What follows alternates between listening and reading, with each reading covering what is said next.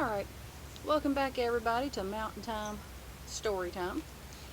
We are in chapter 6. We are at our last rehearsal. That's right. We made it to our last rehearsal, everybody. It's unreal with the Herdmans and everybody, and nobody's quit yet. But it happened to be the night before the potluck supper, and when we got there, the kitchen was full of all these ladies in aprons and people counting out dishes and silverware and making up applesauce for dessert and all kinds of stuff. "I'm sorry about this," one of the ladies told Mother, "but with so much to do at this time of year, the committee decided to come in this evening and set up the tables and all. I just hope we won't bother you." "Oh, you won't bother me," Mother said. "We won't be in the kitchen. You won't even know we're here." Mother was wrong.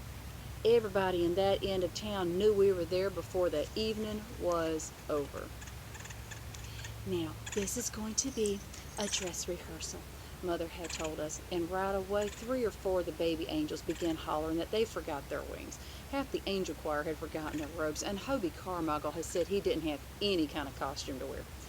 "Wear your daddy's bathrobe," Charlie had said. "That's what I do." "He doesn't have a bathrobe," Hobie said.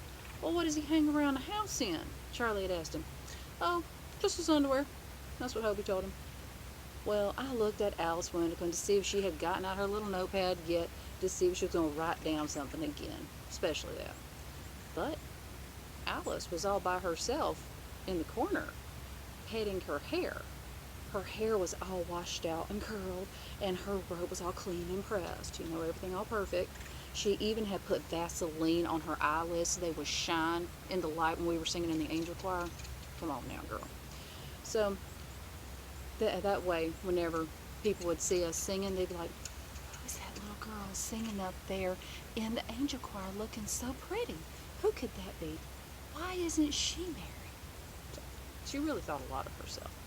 I guess Alice was afraid to move for fear that she might spoil herself.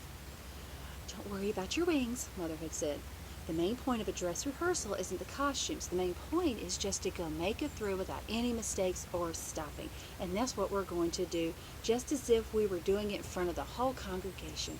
I'm going to sit in the back of the building and be the audience." It didn't work that way. Mama had high hopes, but it didn't work that way.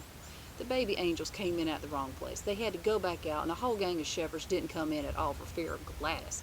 Imogene couldn't find a baby Jesus. They wrapped up a great big memorial flower urn in a blanket, and then she dropped it on Ralph's foot. And half the angel choir sang "Away in a Manger" while the other half were singing "Oh Little Town of Bethlehem." Needless to say, we had to start over a lot. "I got the baby over here," Imogene had said.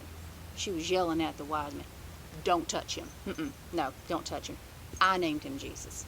"No, no, no," Mother had said while she was flying up the aisle. "Imogene, you're not supposed to say anything. What we do is that nobody says anything in our pageant. It just gives us a nice picture to look at, something to think about the first Christmas. Except the angel of the Lord, she does come out and say something, and the choir sings carols. Mary and Joseph and the wise men make a great picture. All right?" I guess Mother had to say things like that, even though everybody else knew it was a great big lie. The Herdmans didn't look anything at all like somebody out of the Bible, more like out of a trick-or-treat magazine or something like that. Imogene had on these great big old earrings, and she wouldn't take them off. "Now, Imogene," Mother had said, "you know Mary didn't wear earrings." "I have to wear these," Imogene had said. "Why is that?" "'Cause I got my ears pierced the other day, and if I don't keep them in, they'll grow back together, and I don't want that." "Well, they won't grow back together in an hour and a half," Mother had said.